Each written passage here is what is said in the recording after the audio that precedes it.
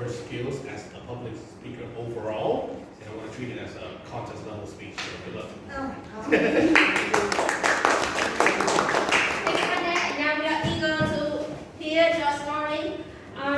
The 30-hour reboot. The 30-hour reboot Toastmaster Amy.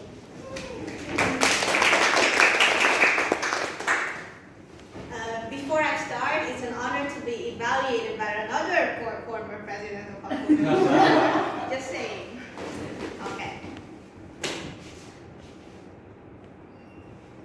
The list of countries I visited over the 3 months. USA, Mexico, Italy, Hungary, Denmark, the Netherlands, France. And I'm not going to tell you anything about all those countries, but I'm telling you my last destination.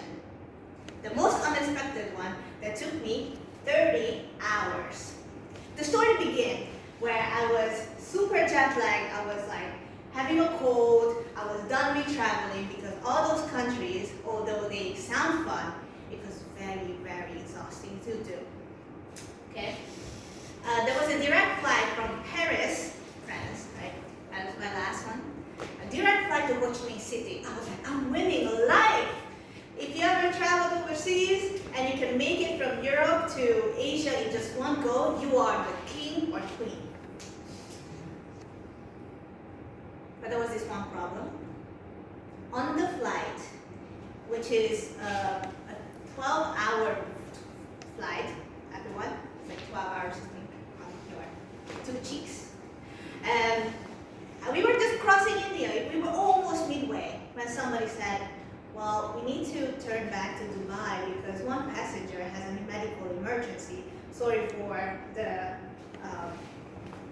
difficulties, but we are saving a life right now, everyone. So the pilot did this 180 with that big plane, and we went back to the Middle East, to Dubai. And that's where my story begins. Because your girl was not prepared for a 10+ hour layover. Which means that I was traveling by myself. I didn't have my partner with me, Matt, you guys know him. And I was alone. I had no cash. Okay, I had my card, okay. Thankfully, technology is great nowadays, so you can just pay with your card. But I had no plan. I was stuck, quote, quote, on a huge airport. International airport of Dubai is huge, okay. Which means that I could go anywhere, but if I just miss my gate, I cannot stand here today. And I miss my friends. I miss y'all. So I have to make it to the right gate. But it was a really weird mix where they told us to wait 10 hours. But since I'm alone, I had my timer with me. I got paranoid. Am I late for my gate? Did they change anything? I don't have family and friends to tell me to go. So I had to adapt.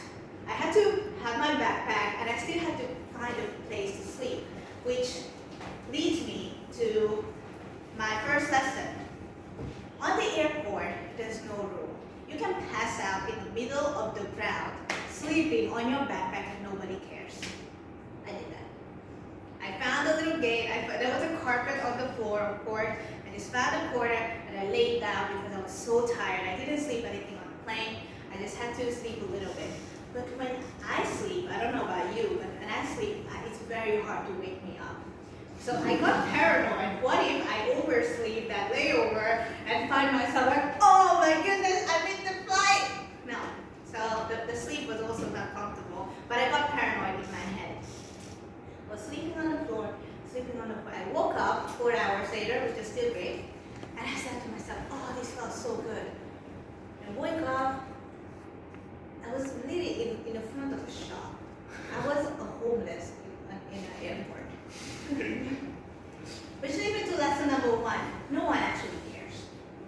No one cares what you're doing. Because everyone on this airport is doing their thing. They're missing their flight. They are chasing the next flight. They are going to that destination. They have their own goal. Your goal, my goal, in this case is Ho Chi Minh City, Vietnam, Toastmasters, my friends, yo. I want to come home. No one cares. You can pass out on the ground, nobody drink water from the toilet, whatever, no one cares. You can just bring your drink tap water, who cares? You can eat McDonald's at 2 a.m. by yourself, finish 2 menus, and still nobody cares. I tried it. It's great, by the way. So after that sleeping, again, I was thinking, okay, where's everyone else?